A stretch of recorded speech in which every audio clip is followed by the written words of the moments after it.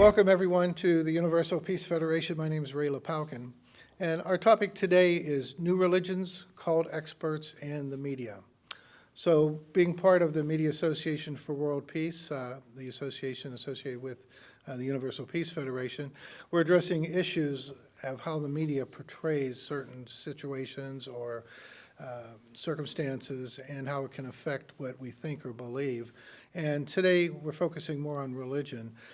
And recently I had the opportunity to go to Rome, Italy recently. And of course, one of the visits there, besides the Vatican City, is the Colosseum. And of course, you hear all the stories of the persecution of the Christians at that time and being put to death.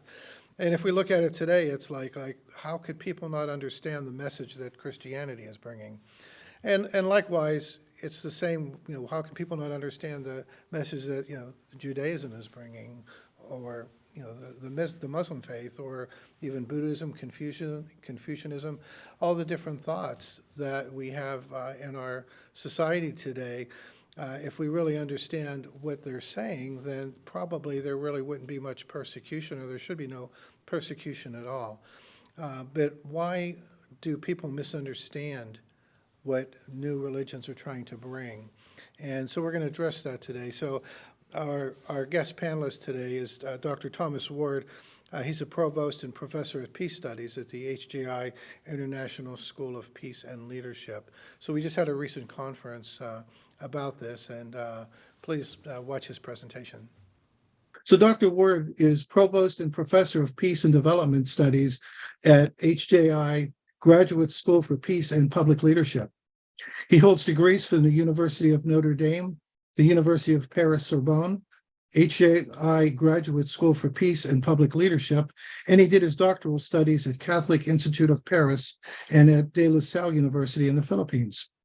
From 1993 until 2019, he taught at the University of Bridgeport and served for 18 years as Dean of the University of Bridgeport's College of Public and International Affairs, and was named Distinguished Dean Emeritus at completion of his tenure there. Dr. Ward has lived and worked in the United States, Europe, Latin America, and East Asia, and has authored, co-authored, or edited more than 10 books, including March to Moscow, The Role of Reverend Sun Myung Moon and the Collapse of Communism, The Political Economy of NGOs, and Park Statue Politics, Comfort Women Memorials in the United States. And he's been a contributor to the Washington Times, the International Journal of World Peace, the East Asia Journal, the Journal of Living Together, the Asia Pacific Journal with the Japan focus. He's been a Fulbright Scholar in France and also a visiting foreign ministry scholar at the Institute of Modern History in Taipei. Welcome, Dr. Ward. Thank you very much, Ray. It's good to see you, my fellow Pittsburgher. I'm lucky enough to have a chance to see Ray periodically in person because both of us are from Pittsburgh. And though I now live in New York, I always love to visit there. And actually was last there, I guess it was just back in May. So anyway, it's good to see you today, Ray. And welcome to everyone who's taken the time to join us today. I first really became aware of the press bias when I began to study about the way in which the press dealt with so many of the regimes that eventually fell into communism. And I discovered over and over again that there was this tendency on the part of the press to maybe see something in a very short-sighted way and fail and attack an existing regime, failing to understand what the consequences of that would be for that country if it did fall into communism. And we all know the story of the types of things that transpired as a consequence. And at some point, I became likewise interested in the study of the press and in the way in which the press deals with new religions, and particularly with my own religion, which is the Unification Church. I was very, very impacted when I saw the way in which things had been handled. So I'd like to maybe share some slides and walk through this with you together, a brief presentation with some of my observations, if you will. Okay, so This is a slightly adapted top title, but it's the media, slur words, cult experts, gatekeeping and agenda setting, obstacles to religious freedom. And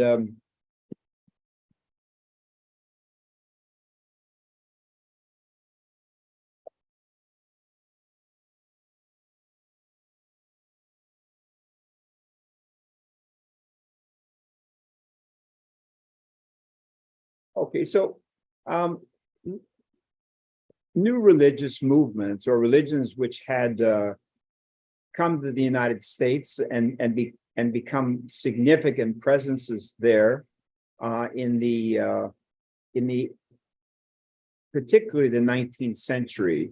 They all went through a certain amount of marginalization, whether we speak of Catholics or Jews, or likewise later on Muslims, and certainly members of the Church of Latter-day Saints. We're very fortunate to have Professor Campbell with us here.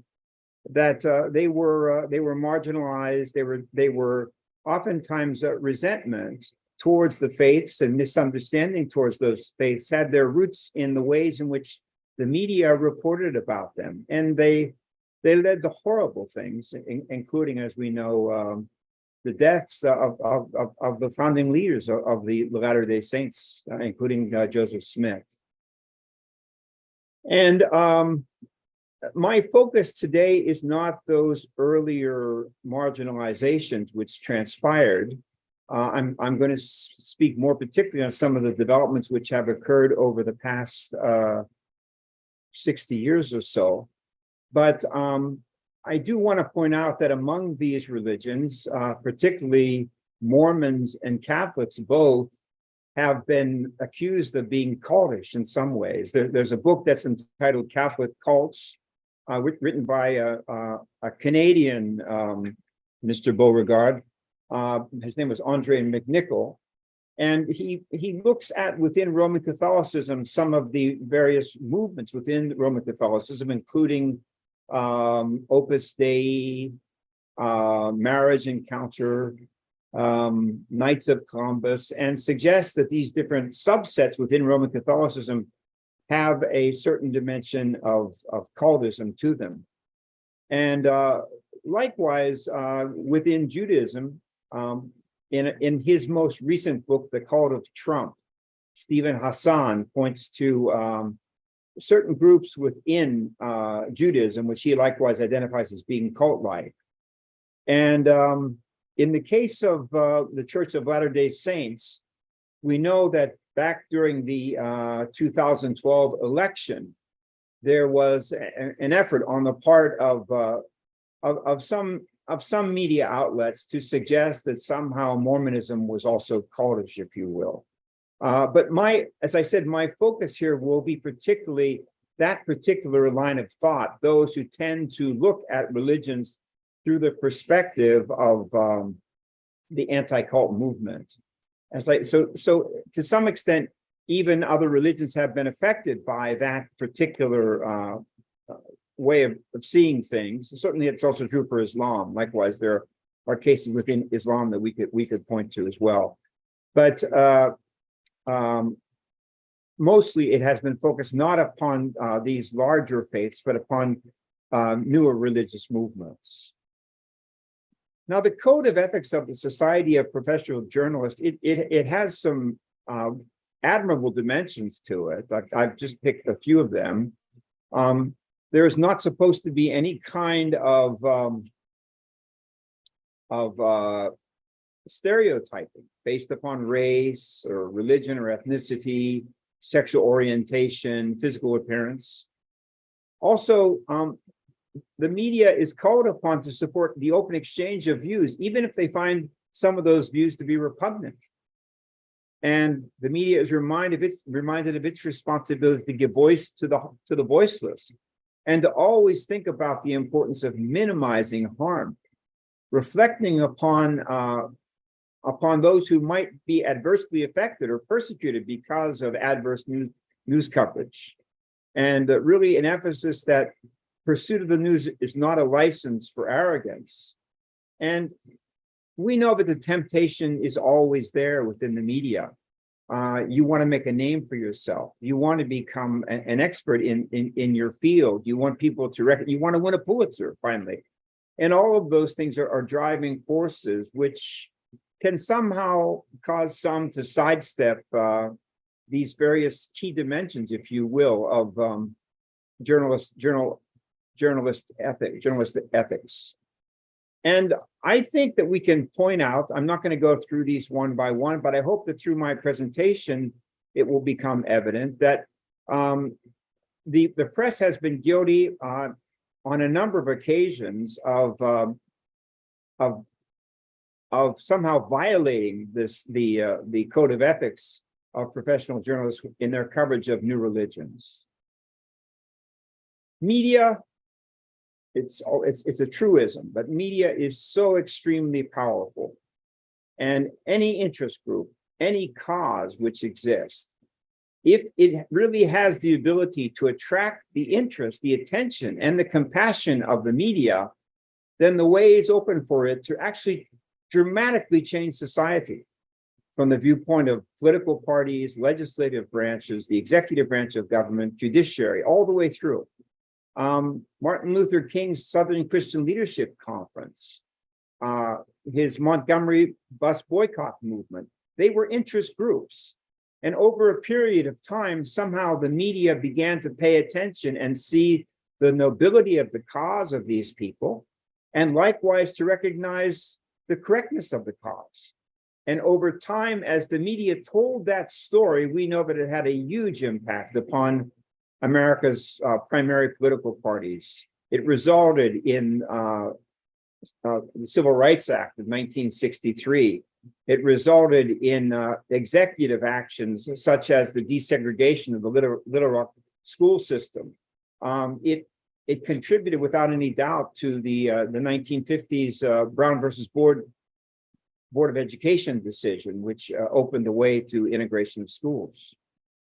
So the media can foster change in a positive way, but they can also foster an atmosphere of animosity and hysteria towards new religions. And I'm just going to give a few examples of that. One of the ways is through language itself. We know that the language that the media decides to use in reporting on new religious movements can have a significant impact. For example, instead of referring to some religions as religions, the media often refers to them as cults. And Gordon Melton, who has dedicated his life to the study of new religions, says, my working definition of a cult is a group that you don't like. And I say that somewhat facetiously, but at the same time, in fact, that is my working definition of a cult. It is a group that somebody doesn't like. It is a derogatory term, and I have never seen it redeemed from the derogatory connotations that it picked up in the sociological literature of the 1930s.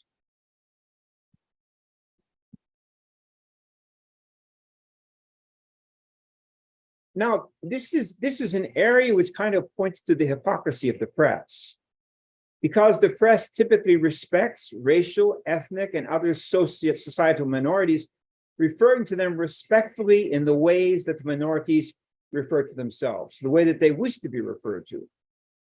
For example, but it violates this principle when it uses the term cult in the case of new religions. In a review of Newspapers and Publishers Extra, which is a very, very large database which you can subscribe to.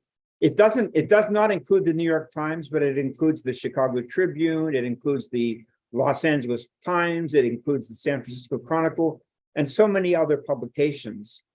And when I did a review there, I found that the term cult was used 3.6 million times.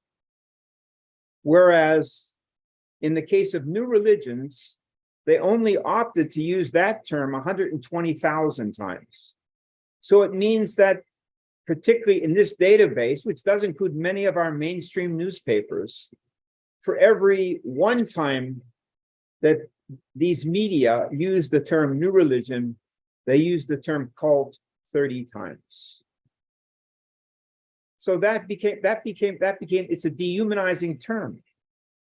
It's a dehumanizing term. And just by using it already, you create an image of people dancing around a fire, somehow drinking blood. It creates a very, very strange image. You can say, no, this is a clinical term. It only means this, this, and this. But we know the reality is not that. We know the impact of use of that term. The press refers to Hispanics or Latinos. It doesn't call them Spanish. Latinos or Hispanics considered disrespectful to be referred to in that way, and they're right about that. They should be referred to as they wish to be referred to. Homosexuals, they prefer to be referred to as gays, and they likewise should be respected. That's how they wish to be referred to, and they should be referred to as per their wishes. But in the case of the new religious movements, the media does not do so. It gives a whole series of reasons of why it's appropriate to do that. Likewise, in the case of Unification Church, even though unificationists prefer to be called unificationists, they love to use the M term, which is again a demeaning term, and suggests something which I feel does not portray what is portrayed through the word unificationist. Within media theory, and I think Professor Campbell knows more about this than I do, there are certain types of theories which exist. One is referred to as agenda setting, and another is referred to as gatekeeping. And agenda setting, what it means, and according to the Encyclopedia of Communication Theory, is it represents the ways that the media and other institutions prime and frame issues and events for their audiences, and therefore influence and shape public opinion, either intentionally or unintentionally. So even just using the word cult, that shapes things a certain way, if you will. And furthermore, by seeing an issue covered in the news media and seeing it covered repeatedly and with great emphasis, we come to share with the media the view that the issue has legitimacy, and thus we begin to also make it a priority on our own personal agendas. So that's one of the things that, communication theorists recognize that media has the power to do. It helps the general public to set its agendas and determine what is and what is not important. Furthermore, there is what's called media gatekeeping, and we're all very aware of this. And media gatekeeping means that the media has the ability to determine which stories to include and which stories to exclude from a given day's newspaper or broadcast, and what to emphasize within those stories and what not to emphasize. They thereby frame the issues covered in their publications and programming by choosing what to cover.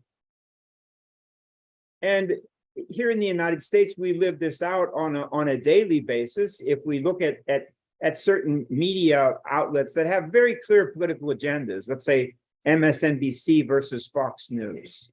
MSNBC, every day it's going to be about Trump and January 6th.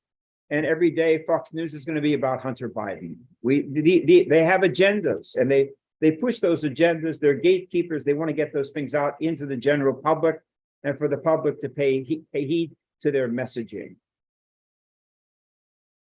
Now, another way in which the media falters is in its false attribution of authority to people that have no right to be referred to as authorities. So-called cult experts, the kinds of people that the media repeatedly refers to as so-and-so is a cult expert. Let's compare, first of all, what is usually understood by a religious scholar. I want to give probably one of the best examples of the 20th and 21st century. I'm speaking about Houston Smith, who taught for many years at Syracuse University, also taught prior to that at MIT and several other distinguished institutions of higher education in the United States. Houston Smith spent the very first 17 years of his life in China, and his first language was Mandarin.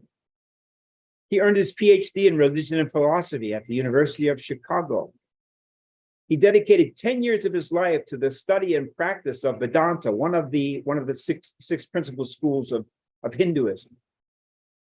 He dedicated 10 years of his life to the study and practice of Zen Buddhism. He dedicated 10 years of his life to the study and practice of Sufism, which is a mystic tradition within Islam, which those who are seminary educated, you're well aware of Sufism. And for years, he studied, participated in, and actively supported Native American religions and rituals, and was solidly behind them. And by the way, he also met and conferred with the Reverend Moon, co-founder of Unification Church. He delivered lectures at UTS.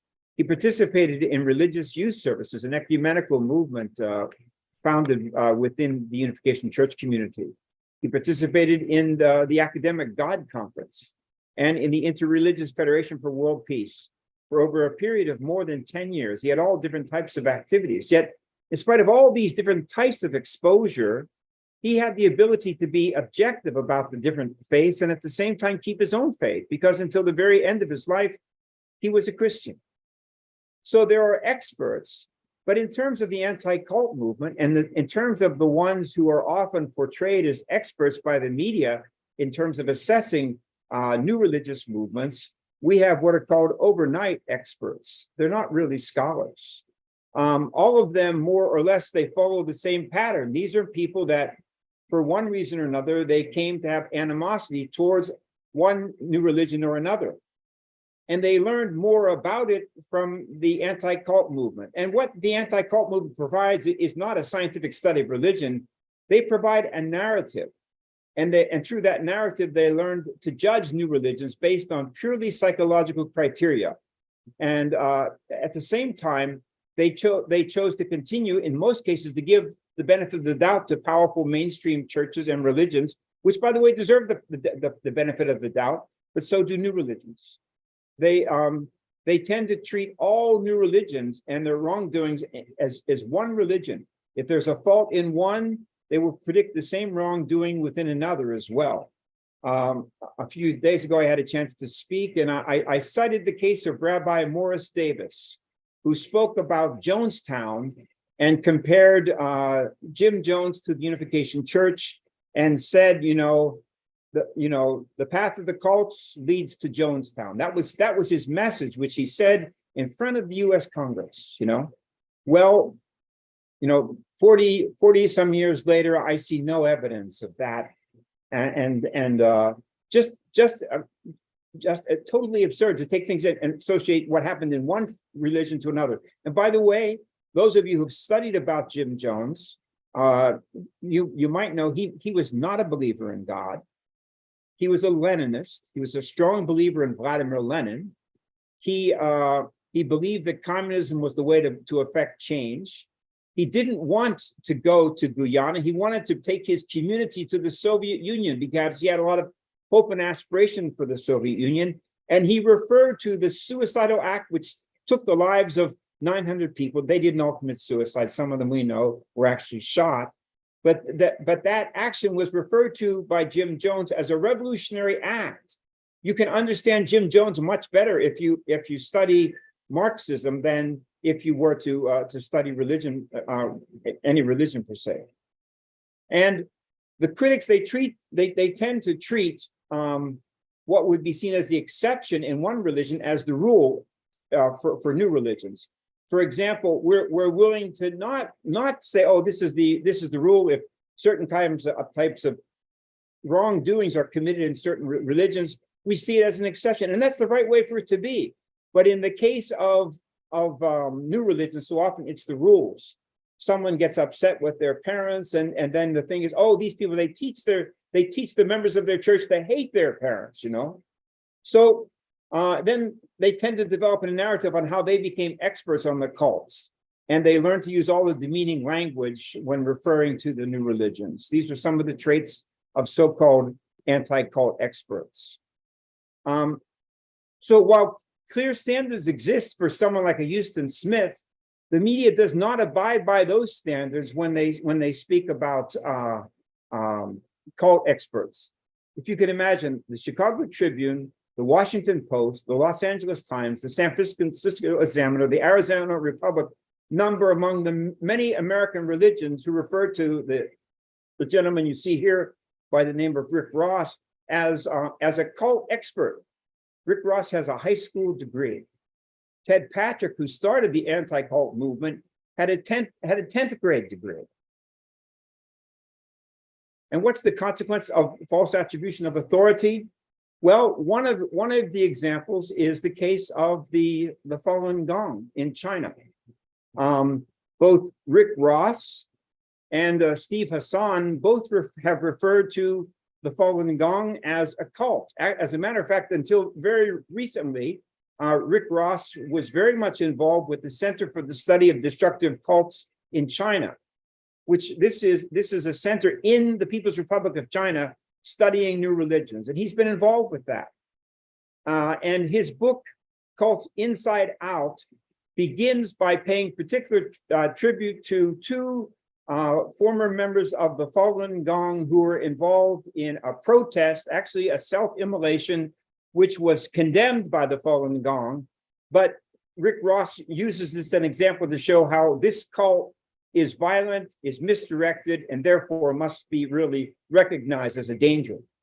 And in May, Steve Hassan, speaking about the Epoch Times, which I guess have some connection with the Falun Gong, he says Epoch Times equals Falun Gong Chinese cults.